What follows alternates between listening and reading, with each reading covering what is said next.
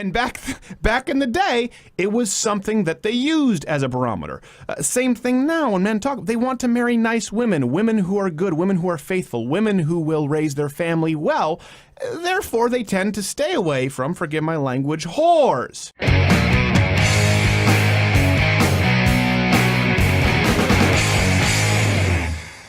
This video is kind of going semi-viral. It's a feminist video, and I don't want to get into it too much before she's going to make my argument for me. I'll set the stage with, it's basically telling women that you cannot at all justify marriage as a feminist. Not gay, Jared. Let's roll the first clip. Dress it up, subvert it, deny it all you want. Marriage is an institution that has curtailed women's freedom for centuries. Okay, first thing, right off the bat, for those listening terrestrially, do you notice something? Right away. The woman she's mocking, the old 50s woman vacuuming, fetching lady. She's a fetching lady. The feminist doing the mocking? Yeah. Now look here. Yes, the trash Muppet from... Shocking resemblance. Shocking resemblance. Ad hominem? Absolutely, but it's okay because we're going to get substantive now. Let's go back. Jared, roll clip 2. But instead of rejecting the patriarchal and outdated tradition, some feminists have decided to reclaim it. We may have progressed since the Industrial Revolution, where Mary Wollstonecraft described marriage as little more than a state of legal prostitution. But let's not kid ourselves. Even today, marriage is not about equality.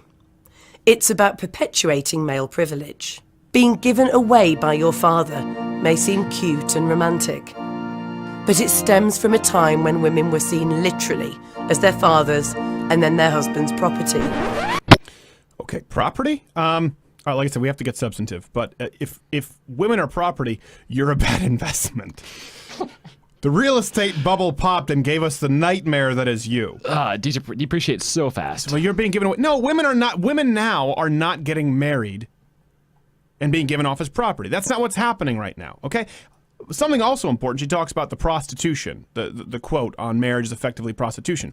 Well, let me ask you this. When you sit there and you demand that the government subsidize birth control, when you demand that the government subsidize your sexcapades personally, listen, you do whatever you want. You want to do pup play? I don't care, okay? I have a Vietnamese sex hammock. It doesn't bother me. When you demand that the taxpayer subsidize it, however, well, now I have opinions. And guess what? You want to talk about prostitution? You've just made the taxpayer your pimp. Is Steven Crowder going to have to slap a bitch? Roll clip 3. The majority of brides still opt for a white gown. Beautiful? Yes, indeed. But the implication that brides should be virgins is both ludicrous and insulting to women. That a female who has had sex is somehow spoilt goods goes against everything feminists claim to stand for. Right. Well, by the way, not the feminists who are on the movement now and supporting Islam. You see that all across campus. Yeah. Feminism and Islam, right?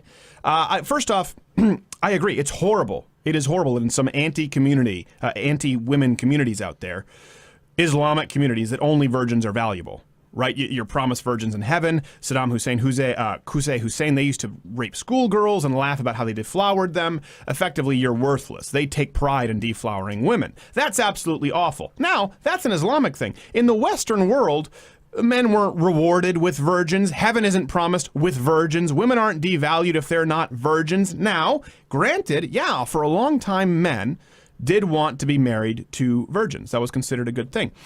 It has nothing to do with systemic oppression. This may not appease the feminist gods. The general rule was it was nice to be married to a non-whore. Now, does that mean that if you're not a virgin that you're necessarily a whore? No, it doesn't. But it's a starting barometer. And back in the day, it was something that they used as a barometer. Same thing now when men talk. They want to marry nice women, women who are good, women who are faithful, women who will raise their family well. Therefore, they tend to stay away from, forgive my language, whores. But it's not the same as Islam, and women are entirely valueless. And also, they want to make sure that these virgins never enjoy sex, so they generally mutilate them so they can't experience sexual pleasure. But that's always surprised me. Guys who want the female circumcision to ensure they have no pleasure. How awful must your game be? How weak must your game be? You know, they're just telling them, like, no, I'm great at this. Too bad you can't feel it. Oh, I'm a regular Don Juan. You piece of crap. All right, let's roll the next clip.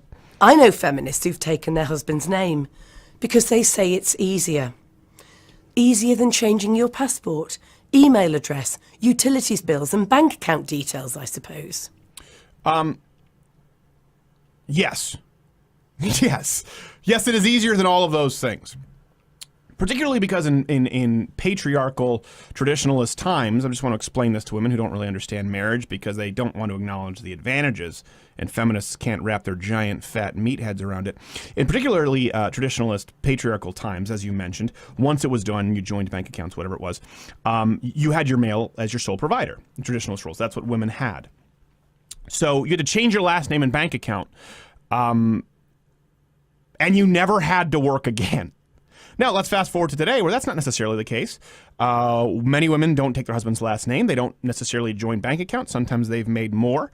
And they're not necessarily expected to be homemakers that they once were. Some of them don't cook. Some of them don't clean. Some of them, no, that's fine. That's your right. You can work instead and do those things. Okay? So that's what we have nowadays. But they can still decide to leave the man, sorry ass, with no justification whatsoever in many places across the globe, and take half of his stuff forever, for the rest of their life. So they can now do none of those things. None of the joint bank accounts, none of the changing the last name, and do none of the things that men tend to find attractive in a woman, right? Cooking, being nice, not being a whore. Women don't have to do any of those things, and they can still take your stuff for the rest of your life. So, yeah, I think you have a good deal. Not good, Jared. Let's roll the next clip. It has formed the backdrop to women's oppression for centuries. And it continues to do so. Forced marriage, child brides and polygamy all show how human rights violations of women and girls all too often go hand in hand with marriage. Okay, all right, listen. Forced marriage and child brides have nothing to do with voluntary marriage in the Western world. Okay, to conflate the two is just not fair. It's intellectually dishonest, which one could argue might be your goal here in the first place. That's the game. Now, I would agree with you. Muhammad had Aisha, a 6-year-old girl, married off to him, and he screwed the daylights out of her. To be fair, maybe when she was 9, Muhammad maybe only punched her and screwed her when she was 9. I think that's bad. Now, I married a smoking hot, tall blonde who I love, and she loves me. And we entered into a mutually agreed upon relationship. Muhammad raping a 6-year-old girl? Bad. That marriage, I would argue, good. You don't have to think so, but I think so. See the difference? Next clip. It was not until 1991 that rape in marriage was made a criminal offence in England and Wales. And today, it's still perfectly legal for a man to rape his wife in 47 countries worldwide. 47 countries worldwide, for those listening. If you look at those, okay, look at the countries she names. Is there any kind of a disturbing trend that one might notice with this list? Is there any sort of a statistical trend that one might want to observe for causation? Anything that sticks out? Is it possible? Iran, Libya, all of them are Islamic or communist. The only one on there, I think, is Singapore, which is effectively a benevolent dictatorship. So let's ignore that. The problem is marriage. It's not Islam, where the founder of the feast, Muhammad, abused his wife. Now, listen.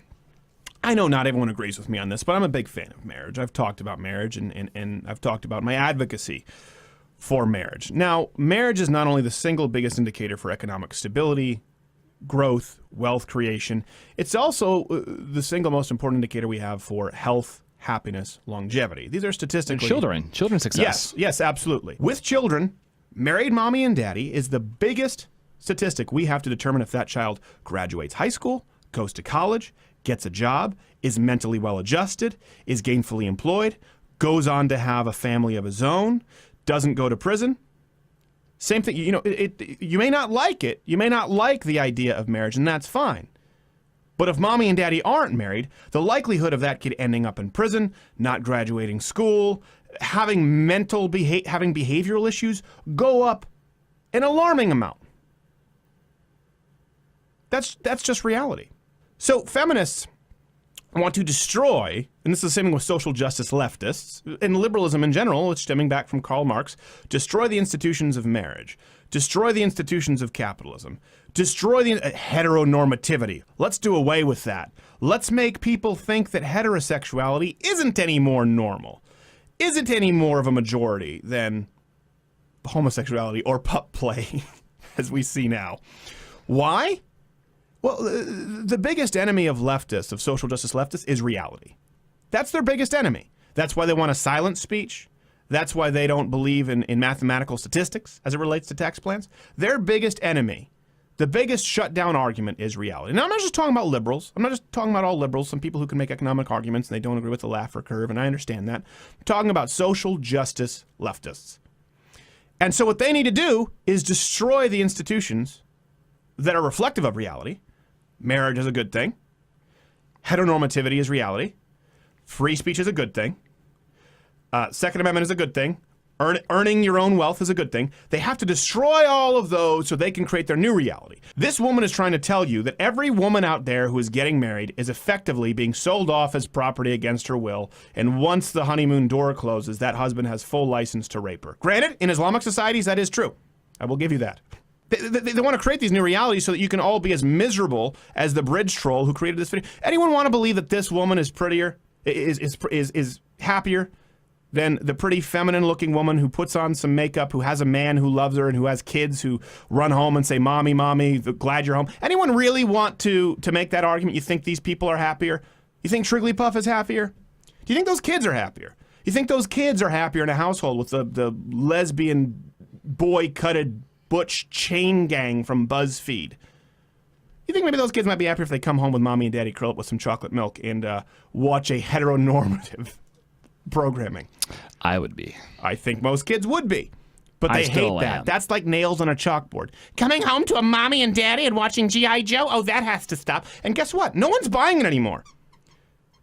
We are able to make arguments. I've been on YouTube, and we've been out there for a long time, for years, and people are starting to come over to this side. Things that we could have never said a couple years ago, people agree with now. People aren't buying your crap anymore, leftists. They don't believe you. And I think that's a beautiful thing, unlike the lady who created this video. Do we have Doctor coming up next? Hey, if you like this clip, it's taken from the full-length podcast every week. You can click that box down below to watch the full free video cast, or subscribe on iTunes to watch on the go. Click my face to go to louderwithcrowder.com, where we write plenty of articles, columns, and upset those who are easily triggered. Or click below me. There's some other video down there. I don't know what it is yet. Not Gay Jared is going to toss. It's probably going to be something ambiguous but uncomfortable.